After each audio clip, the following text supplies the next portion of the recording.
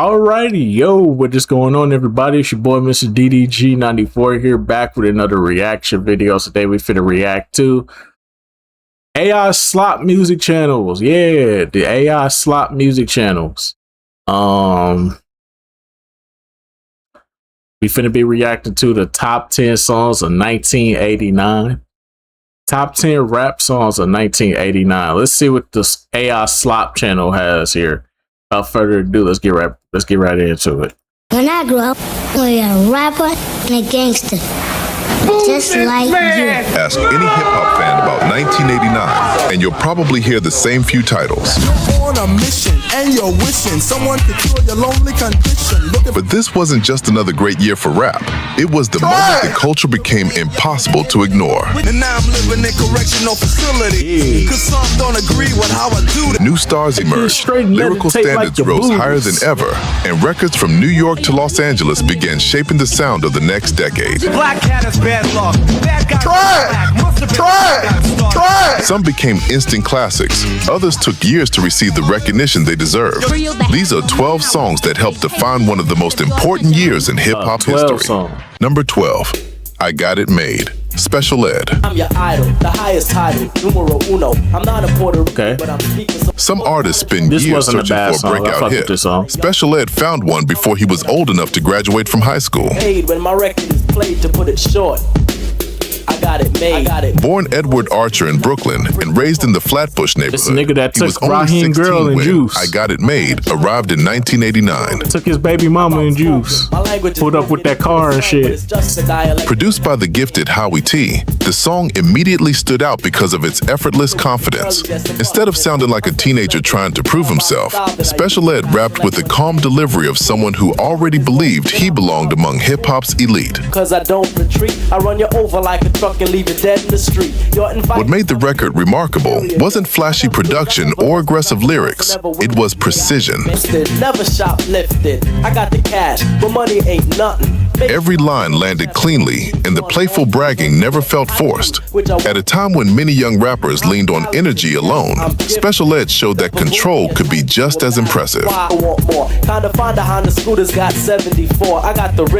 The single became one of the defining records from his debut album, Youngest in Charge, and introduced a new generation of listeners to a rapper whose talent far exceeded his age. And I make all the money from the rhymes I invent, so it really doesn't matter. Although his commercial momentum slowed during the 1990s, I Got It Made never disappeared from hip-hop culture.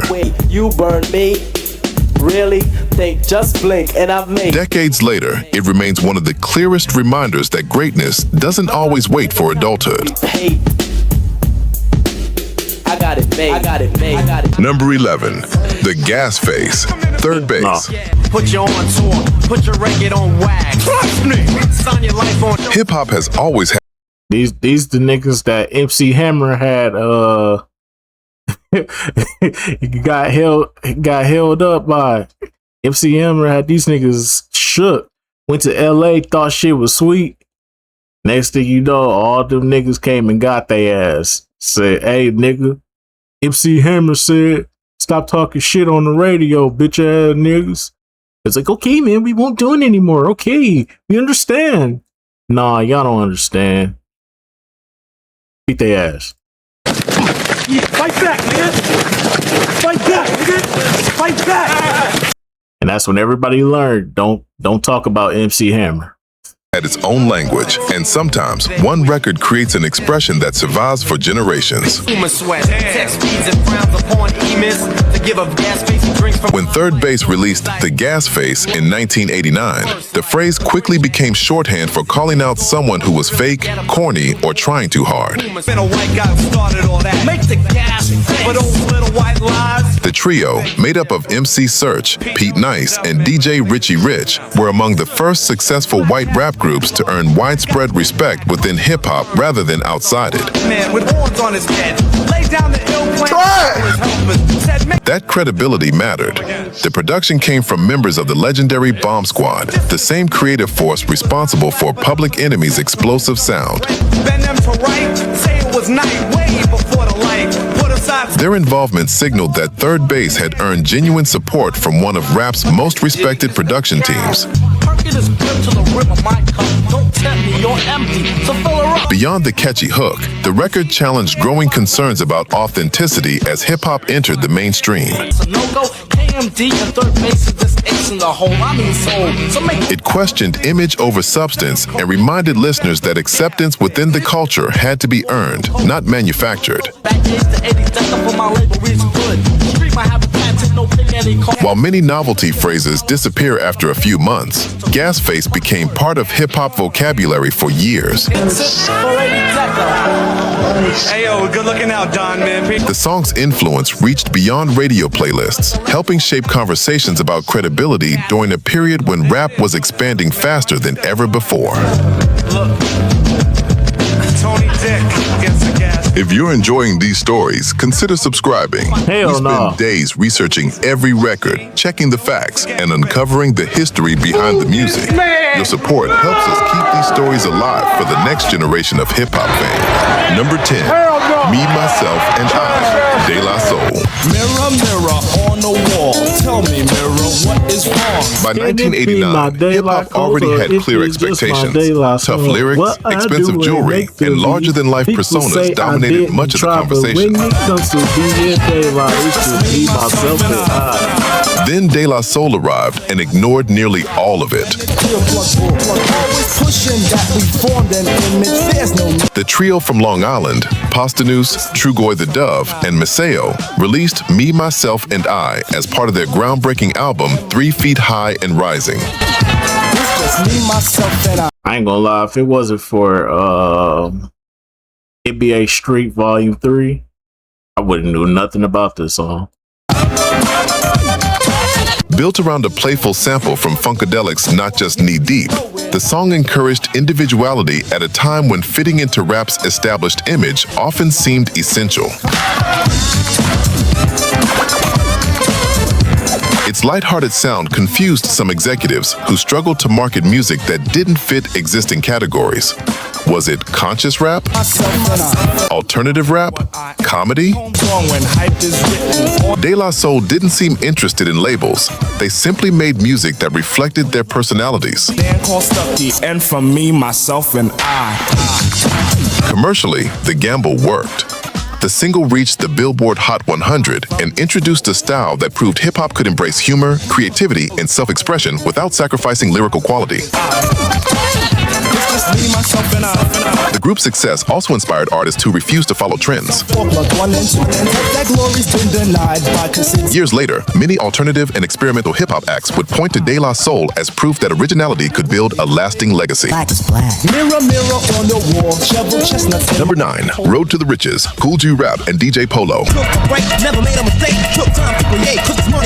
Long I wouldn't have knew about this song if it wasn't for Grand Theft Auto San Andreas. before crime dramas dominated streaming services, Kool Rap was painting cinematic stories. I only remember this song because I kept failing that lowrider mission. You had to do the hydraulics challenge and shit. I kept failing that shit. All I had to do was stay on beat. My stupid ass trying to hurry up and meet the controls and shit. Left, right, up, down. Oh no! Then niggas started going. Then when they started going diagonal, like no. Took me like a whole month to beat that damn mission, dog. It took me a whole month to beat that damn mission, bro. I was so heated, bro. With nothing more than a microphone. Released in 1989 from the album Road to the Riches, the title track showcased an approach to lyricism that felt revolutionary. Produced by Marley Marl, the record combined detailed street storytelling with intricate internal rhymes that challenged nearly every standard hip-hop had established up to that point. Kool Rap didn't simply describe events, he built scenes. His verses unfolded like chapters from a novel, filled with vivid details and carefully structured rhyme patterns that demanded close attention. Although the song never achieved the commercial success of many crossover hits released that year, its influence reached some of rap's biggest names.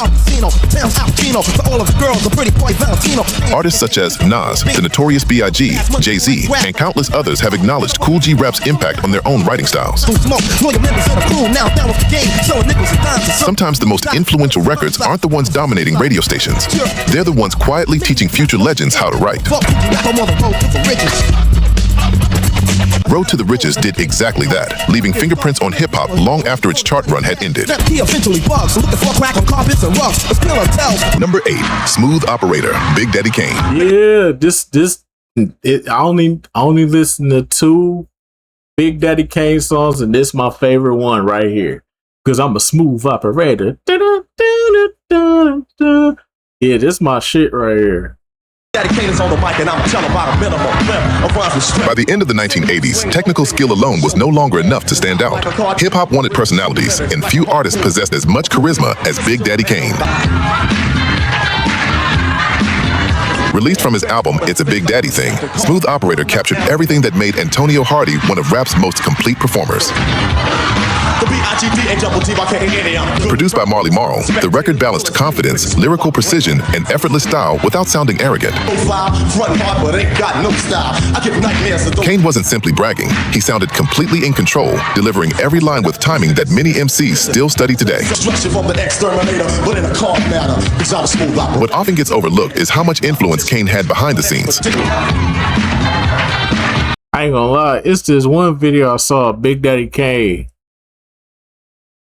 He was rapping, then he dropped the mic, and then he picked it back up. And hold on, let me go to. This shit was. I ain't gonna lie, this shit was kind of smooth though. I ain't gonna hold you.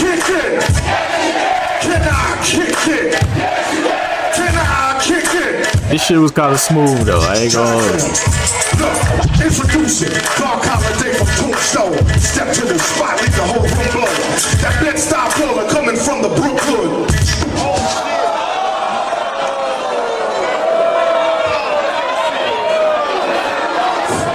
Drop shit still make it look good. That shit was fire though. I ain't gonna hold you. I ain't gonna lie, this shit was smooth though. Damn nigga, throw the ball. Got style, I'm from Louis. I'm like the you thought you heard it all, but I ain't. Who covers that spot before I lose this shit? I'd probably go back to flat tops. Bring it to you with the hard type of rhyme. The hard like design is God cypher the vibe. Hit him with the rhythm, bless him down with the rhythm. Yeah, say no to drugs, but keep that cane up in your system, huh? I ain't gonna lie, that shit was smooth though.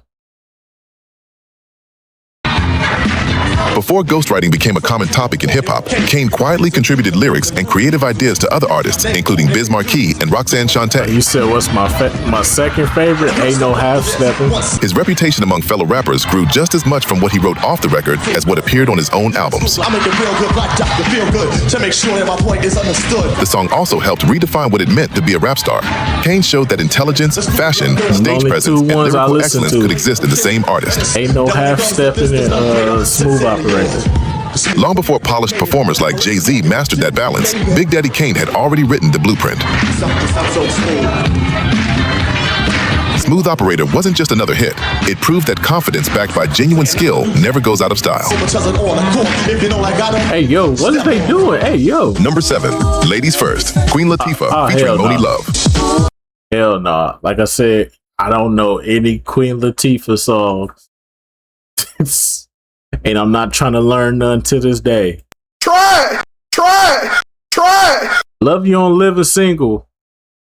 But outside of Living Single, I ain't looking for no Queen Latifah. Try. Outside of only for Living Single. That's it. That's the only song I know. Only song I know about Queen Latifah is We Are Living Single. Ooh, in the 90s kind of world, I'm glad I got my girls. I don't know what them songs is, bro. I never listened to Queen Latifah, bro. I don't look at her as a rapper. I look at her as an actor. I'm sorry. I look at her as an actor more than a rapper, bro. That's what I said. The only song I ever heard her rap on was the Living Single theme song. We are living single in the 90s kind of world. I'm glad I got my girls. Keep your head up, what? Keep your head up. That's right. Whatever it is, yeah. That's the only song I ever heard her rap on. Some records become popular, others become statements. Ladies First accomplished both. When Queen Latifah released her debut album, All Hail the Queen, in late 1989, women were still fighting for consistent recognition within mainstream hip-hop. Rather than asking for acceptance, Latifah demanded respect. Joined by British rapper Moni Love, she delivered a record that celebrated women's voices without compromising lyrical strength or authenticity.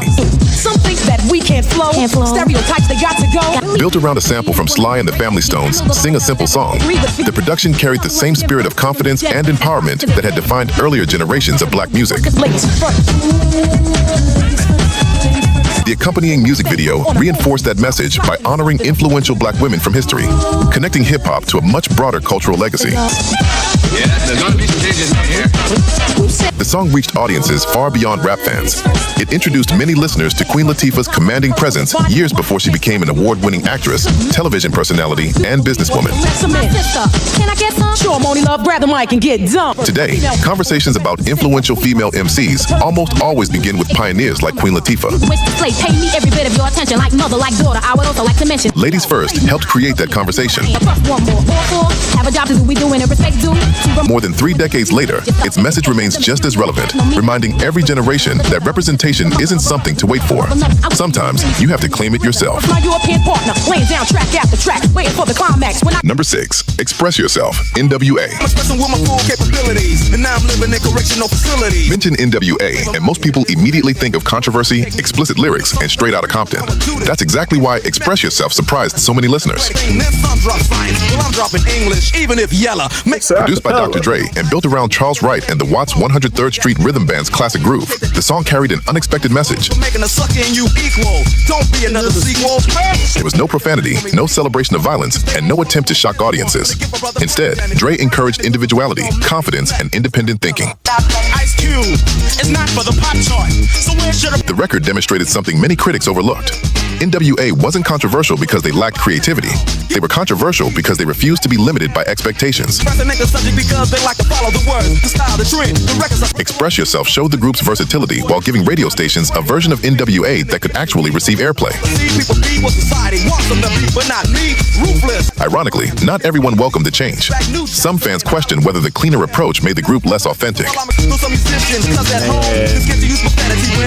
That debate would follow. They was talking about expressing yourself. They was talking about living your own truth.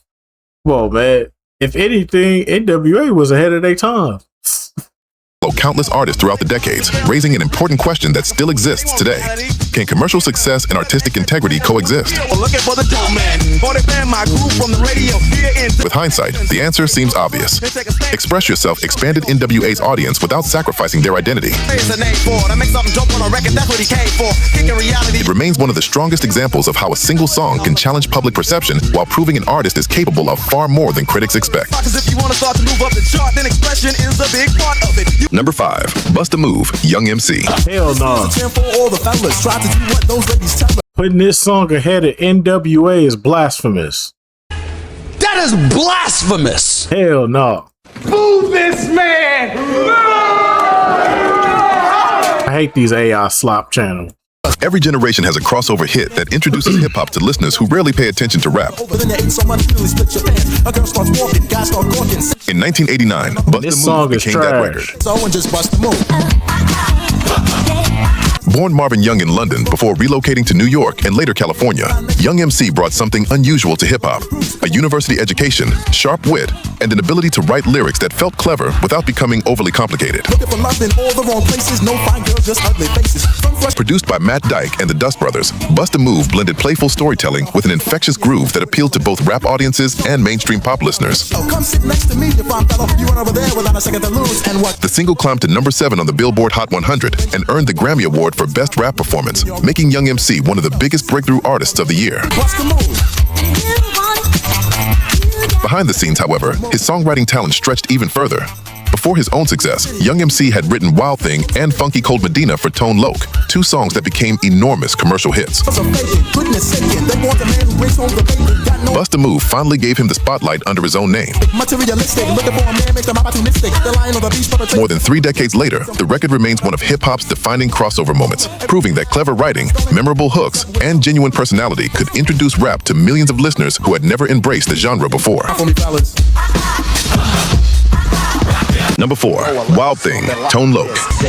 Shout out to Tone Loc, but I hate this song. Not every too. song changes hip-hop by sounding revolutionary. Sometimes it changes the genre by reaching people who never expected to enjoy rap in the first place. Come on, grab your hands, y'all.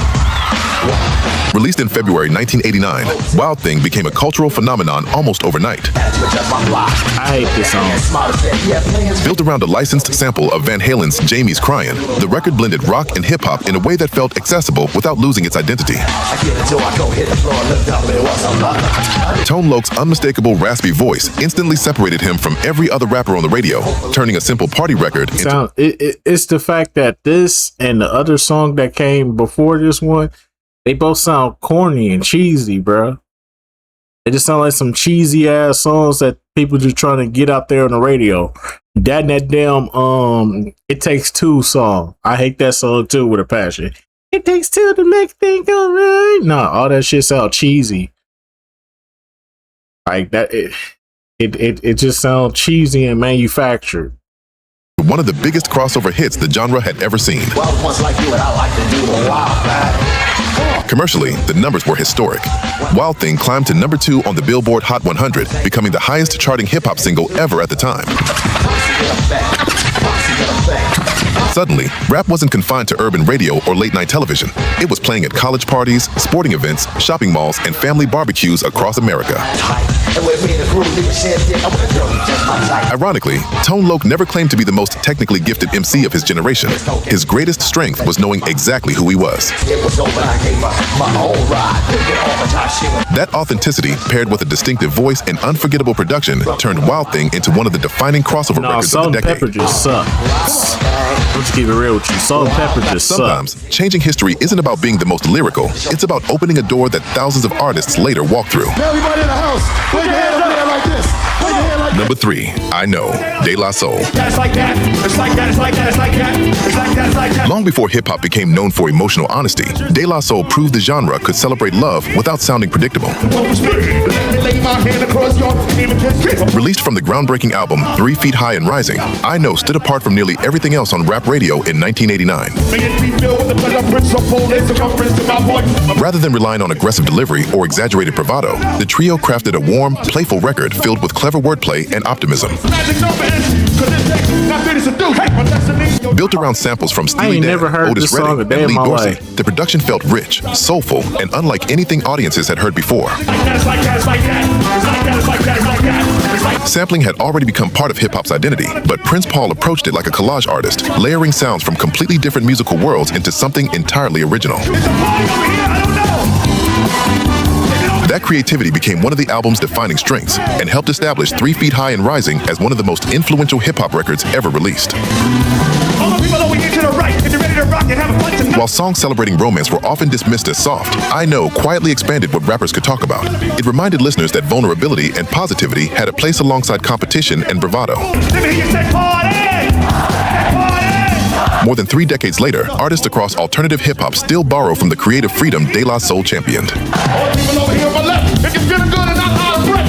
I Know wasn't simply ahead of its time. It helped redefine what hip-hop could sound like. Number 2, Self-Destruction, Stop the Violence Movement. Few songs on this list were created to dominate the charts. Self-Destruction was written to confront a crisis that was already claiming lives. I fuck with this song because of the message. The project began after hip-hop pioneer KRS-One witnessed the devastating impact of violence within the community following a fatal shooting at a concert in the late 1980s. Instead of responding with another diss record or political speech, he gathered some of the biggest voices in rap under one mission. Public Enemy, MC Lyte, Kool Mo D, Dougie Fresh, Heavy D, Just Ice, Stetsa Sonic, and several others joined forces to record Self-Destruction. The proceeds supported youth education and anti-violence initiatives, proving that hip-hop could mobilize around real social issues instead of simply commenting on them. Take to your car, leave the guns in the crack and the knobs alone. MC like Not everyone embraced the message. Critics argue that artists should stay focused on entertainment rather than activism. The record answered those doubts by demonstrating that rap had matured into a platform capable of influencing public conversation. Years later, whenever major artists unite to support disaster relief, social justice, or charitable causes, they follow a path that self-destruction helped establish. It wasn't simply a song. It was evidence that hip-hop could accept responsibility for its own community while inspiring positive action beyond the recording studio. And ain't nobody listened to nothing these niggas was talking about. Number 1, Fight the Power. Yeah, that's what's up.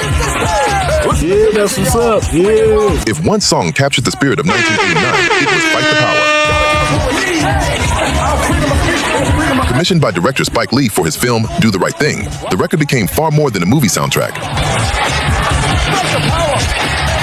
Chuck D, Flavor Flav, and the Bomb Squad created an explosive anthem that fused dense production, fearless lyricism, and unapologetic social commentary into one of the most influential records hip-hop has ever produced. Ain't gonna give out no Public Enemy movie. Hell no. That shit The Bomb Squad's production sounded unlike anything else on the radio. White people be Layers of scared James as Brown hell to put samples, that movie sirens, out. scratches, speeches, and relentless percussion created controlled chaos that matched the tension unfolding throughout Spike Lee's film. They'll put a Flavor Flav movie out. Every listen revealed another detail buried within the mix. Lyrically, Chuck D challenged accepted narratives about history, race, and cultural icons with a confidence few artists had displayed on such a public stage. The song sparked debate almost immediately, they got but a that Flavor controversy Flav became movie part out. of its Damn. lasting impact. It forced audiences to confront uncomfortable conversations rather than avoid them. Commercial success alone could never measure Fight the Power. They could do a Its true documentary legacy that lives goes in straight to protests, Tubi. documentaries, classrooms, and conversations that continued decades after its release. More than a hit record, it became a defining cultural statement.